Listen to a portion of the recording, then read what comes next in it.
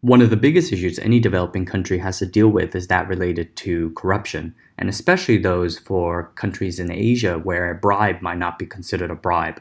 Stamping out corruption is an immensely difficult task, just as South Korea, and we will.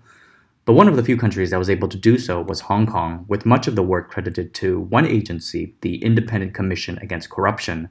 What they managed to do during the 1970s has been studied over and over by countries everywhere. In this video, we're going to look at how one city-state, Hong Kong, stamped out its endemic corruption problem. We will also look at some of the reasons why that model is difficult to replicate in other countries that have tried to do the same. In the late 1950s and 60s, corruption was basically a fact of life in Hong Kong across the private and public sectors. You would need a bribe to expedite an application for a visa or passport, something colloquially called tea money or water money. You needed to pay a bribe to the staff or the utility company to get a telephone or power line out to your apartment. It was just how it was, and it diminished the faith that people had in their government. And the British government had, up until then, until the establishment of the ICAC, failed to wipe out corruption in Hong Kong largely for two reasons. The first reason was that they had an incremental approach rather than a comprehensive one that hit the problem at all fronts. For the first 55 years of British rule from 1842 to 1897, there was basically no substantial punishment for corruption. It was a misdemeanor. Then a big scandal in June 1897, which involved numerous gambling houses, motivated the civil service to create their first anti-corruption law in 1898. But then again, nothing was done for another half century when the Prevention of Corruption Ordinance was passed. And again, that wasn't really started to be enforced until much later. The second reason was that the colonial Hong Kong government and governors were basically afraid of antagonizing the police force. For over a century, the government deferred to its police because they were, quote, afraid of a quote-unquote collapse of police morale, which was euphemism for a riot. For this reason, any anti-corruption force could not be separated from the police, and without that, there could be no true anti-corruption work done. It finally all came to a head in 1973 when a police sergeant named Peter Fitzroy Godber was put under investigation for having 6 times the amount of savings as was possible under his earning power. The man had been a distinguished police veteran with a seemingly sterling reputation and had acted honorably in quelling numerous riots during the 1960s, but he was indeed a crooked cop and used his skills and knowledge to evade security forces at Kai Tak International and board a plane to the United Kingdom.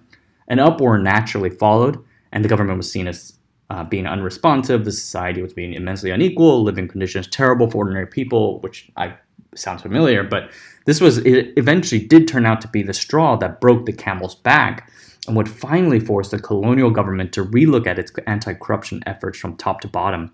Governor Murray MacLehose, Hong Kong's longest-serving colonial governor and one whom I find personally to be its greatest, then was finally able to do what no governor would, and in 1974 created a truly independent anti-corruption force separate from that of the Royal Hong Kong Police Force. This naturally is the Independent Commission Against Corruption, or the ICAC. And the ICAC was given ample funding. It had some 8 million Hong Kong dollars in 1974, which then quickly grew to 193 million in 1987, and it today commands over $1 billion. And it has authority and direct access to the governor himself. That's his residence there. The ICAC answers only to him, but some oversight is provided through a number of committees such as the Complaints, Operations Review, and Citizens Advisory Committees. It inherited 181 police officers and 44 civilian employees from an earlier office called the Anti-Corruption Office, or the ACO, and then shortly thereafter recruited another 144, led by Jack Cater, the first commissioner, with Sir John Prendergast as his deputy. It turned out to be embarrassingly effective, quote, and that's a quote. In 1977, the ICAC found 18 syndicates. In October of that year, they raided 3 Kowloon police divisions, arresting 140 officers and detaining 35 more. In response, nearly 2,000 men marched on the governor's office, and in the end, MacLehose had to pardon all but the most serious offenses. So the ICAC is organized in 3 different departments. There's an investigation department, which receives the majority of the budget, a prevention department, and an education department. The first 2 are for obvious reasons, but what about the third? That education department handled public relations, doing public awareness campaigns among the people, and running adverts, which was something like this.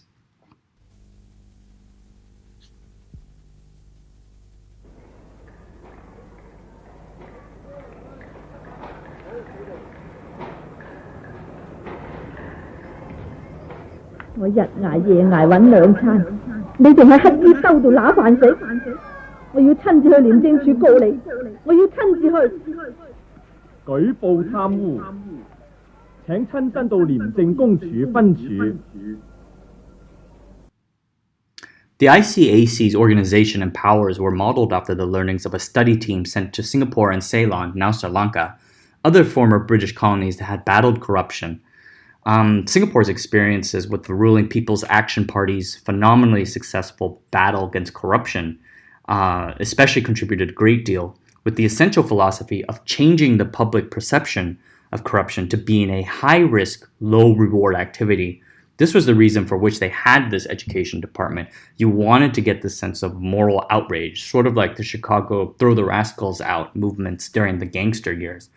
These PR movements campaigns also allowed people to have confidence in the ICAC's effectiveness and to feel comfortable enough making complaints and putting their own name on it, some 2/3 of them by the time of the handover. I think it is here where we need to mention that it is highly likely that one of the reasons why the ICAC was able to succeed was that Hong Kong is and has never been a people's democracy where the leadership has to stand up to elections every cycle. This does in some way streamline the political process. When the governor makes a decision to really commit to anti-corruption, then you know the commitment has hard backing. But having that commitment is essential. One of the reasons why South Korea's corruption is essentially hard to root out, beyond the fact that that South Korean corruption in this case seems to be endemic within the business culture, is the fact that each South Korean president, having been elected to power on an agenda to quote-unquote clear out corruption, then thus goes about dismantling his previous administration's anti-corruption work. There is no consistency, just the expectation that things will just turn over again next cycle. Another benefit, if you want to call it that, is that Hong Kong has had many of Britain's most authoritarian laws without democratic institutions to oversee them. There was an Official Secrets Act, a film censorship ordinance which censored anything offensive to neighboring countries, warrantless searches of premises, and a definition of unlawful assembly that started at just 3 people. One law that sort of went too far was a 1987 public order press gag ordinance that made fake news a crime. There was no presumption of innocence. Writers had to prove that they took reasonable measures to verify the truth of the news. This was eventually repealed, but it goes to show you that we should not look at colonial Hong Kong as a bastion of freedom or a nostalgic wonderland. The United Kingdom controlled Hong Kong as a colony. One final caveat about the ICAC was that it did not completely implement all the lessons that it learned from Singapore.